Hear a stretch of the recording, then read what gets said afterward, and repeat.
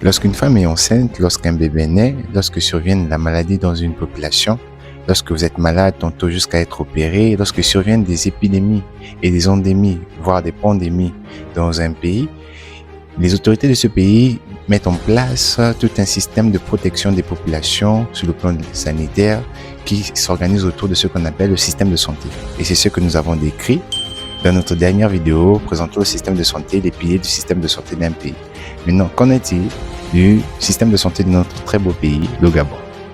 Salut, je suis Grascom Makanga, doctorant en médecine à l'Université des sciences de la santé de Wendo au Gabon, passionné de santé publique. Et aujourd'hui, c'est avec un immense plaisir que je viens te présenter le système de santé de mon très beau pays, le Gabon. C'est maintenant sur Info Santé.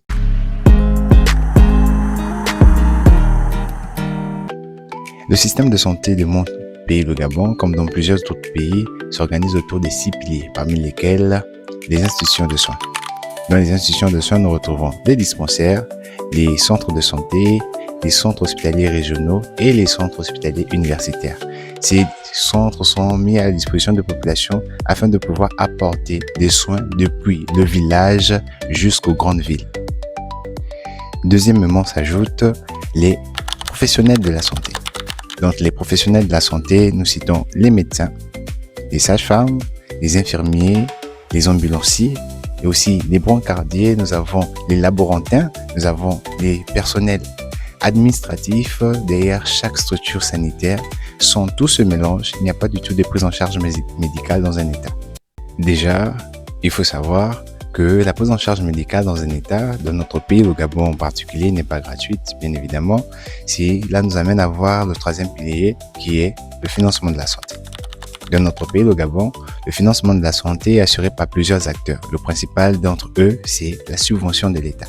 L'État subventionne la santé à travers des politiques de santé publique, à travers des financements qui sont donnés chaque année selon un poste budgétaire alloué uniquement à la santé.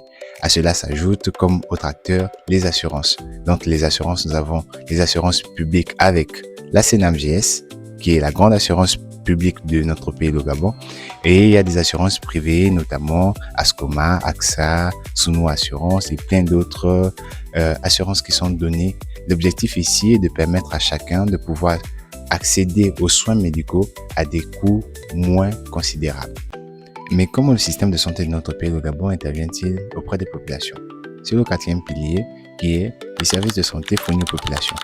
Notre service de santé, notre système de santé intervient depuis l'enfance jusqu'à la vieillesse, en passant par les préventions, en passant par la surveillance épidémiologique, en passant par les programmes de vaccination chez les enfants, les programmes de sensibilisation et de prise en charge de la femme enceinte avec le programme de l'accouchement gratuit au Gabon.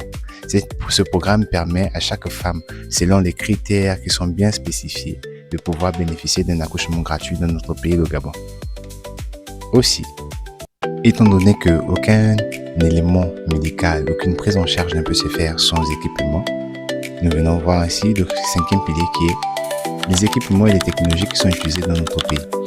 Les approvisionnements en médicaments, les approvisionnements en toute forme de technologie, notamment les appareils d'imagerie, donc l'IRM, le scanner, les appareils de radiologie, les échographies, les appareils et les réactifs des laboratoires sont tout ce qui entre dans cette partie du système de santé et cela est régularisé par le dernier élément du système de santé qui est la gouvernance. Donc, tout s'organise autour de la gouvernance du système de santé. Cela est assuré principalement par le ministère de la Santé. Et c'est ce ministère de la Santé auprès desquels il y a d'autres éléments, notamment les lois et les politiques publiques de santé publique. Nous avons le code de déontologie, le code d'éthique. Tout cela permet de cadrer l'implication et les normes de santé publique en République gabonaise. Donc, Info Santé, c'est tout pour aujourd'hui. Nous espérons que les informations vous seront utiles afin de mieux savoir comment s'organise le système de santé de notre pays, le Gabon, et surtout de mieux s'épanouir sur le plan sanitaire. Bien avant de vous laisser, j'aimerais que chacun en commentaire me dise comment fait-on pour savoir à quel moment aller dans un dispensaire, à quel moment aller dans un centre hospitalier régional et à quel moment aller vers un centre hospitalier universitaire et lequel, selon ce que nous présentons, d'autant plus qu'il y a plusieurs centres hospitaliers universitaires dans notre pays. À très bientôt sur Info Santé.